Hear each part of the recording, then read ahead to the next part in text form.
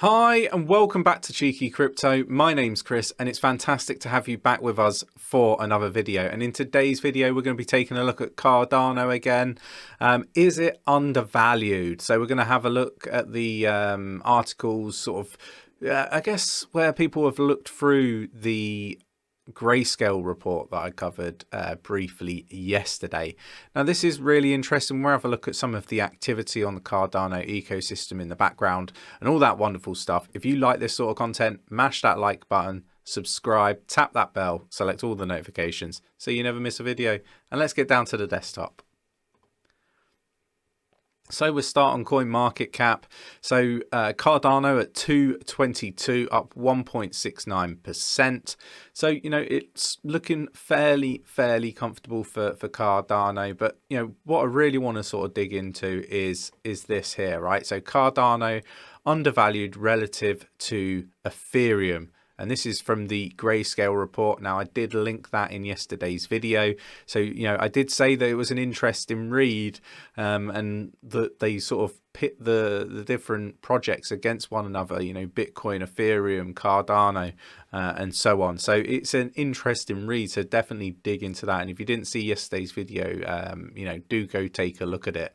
I will link it into you know, the cards on this video so you can click straight to it.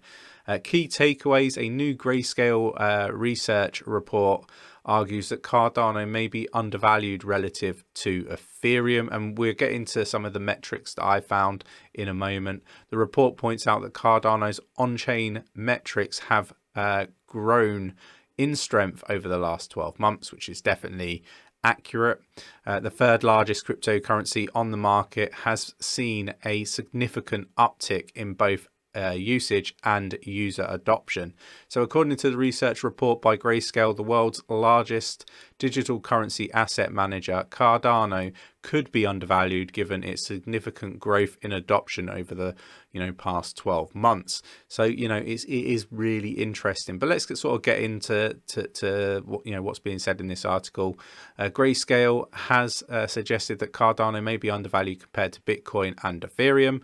The research report published Sunday highlights how the third ranked cryptocurrency fundamentals have improved across the board over the last year.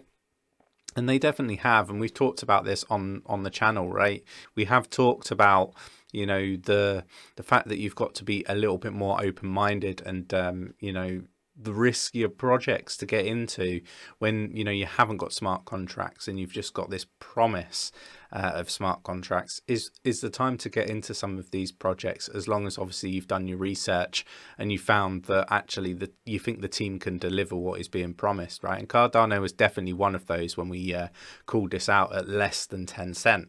So Cardano recently launched smart contracts functionality with its Alonzo upgrade, paving the way for decentralized applications to flourish on the Cardano ecosystem. The update makes the Charles Hoskinson-led blockchain network a direct competitor to other smart contract platforms like Ethereum, Solana, Avalanche, and Polkadot.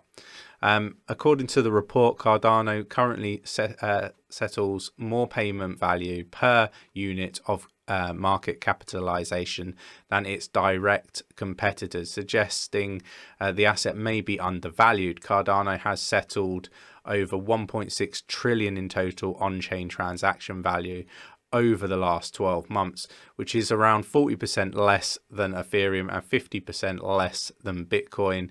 Its market capitalization, meanwhile, is roughly 80 and 90% lower than that of Ethereum and Bitcoin, respectively. So, you know, there is that argument, right, that, you know, potentially Cardano is undervalued based on these metrics.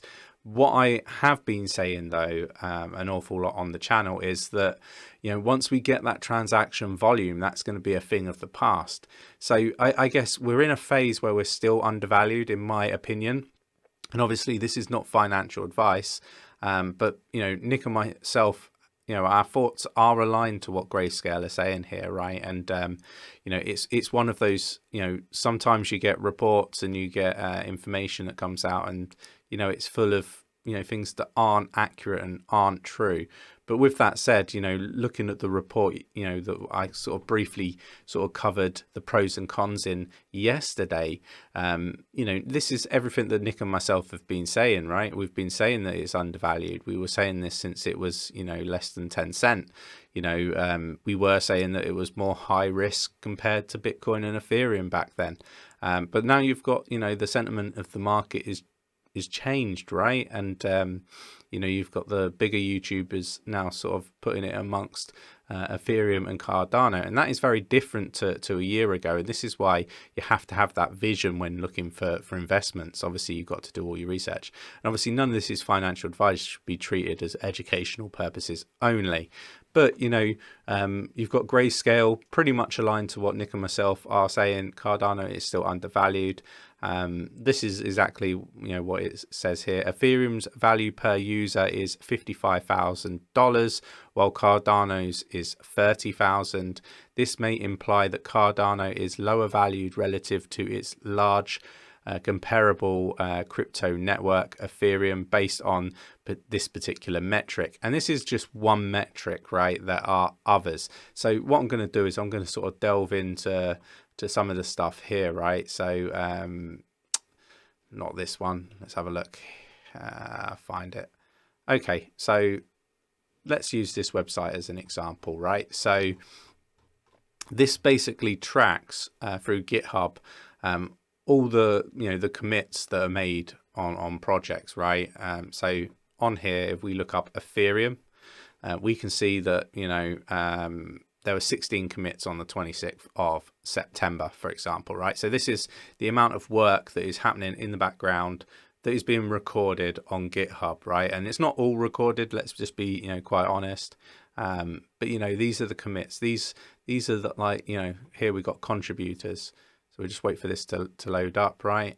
I don't know if it'll give me, you know, so here it's not particularly good. It just gives me a list of names, right? A list of contributors.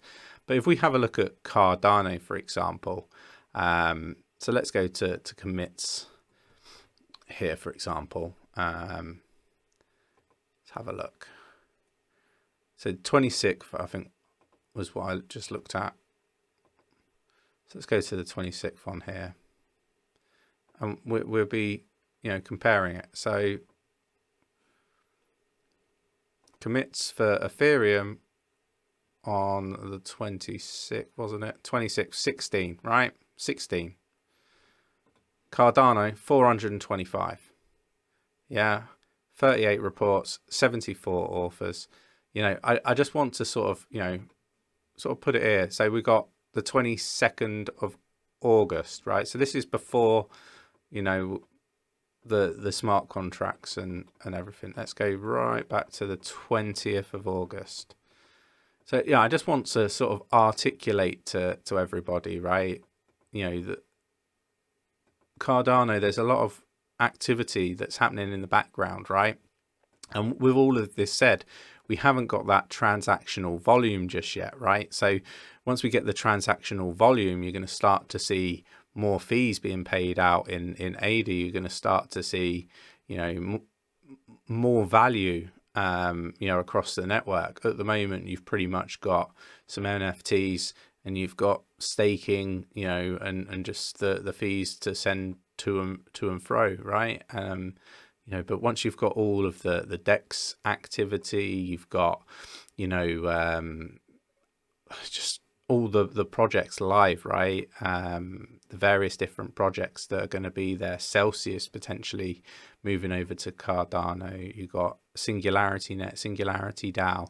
You know, you've got all of these projects that are going to be coming over, and you know, it's just immense. So 124 commits on the 20th of August for Cardano, and 36 for Ethereum.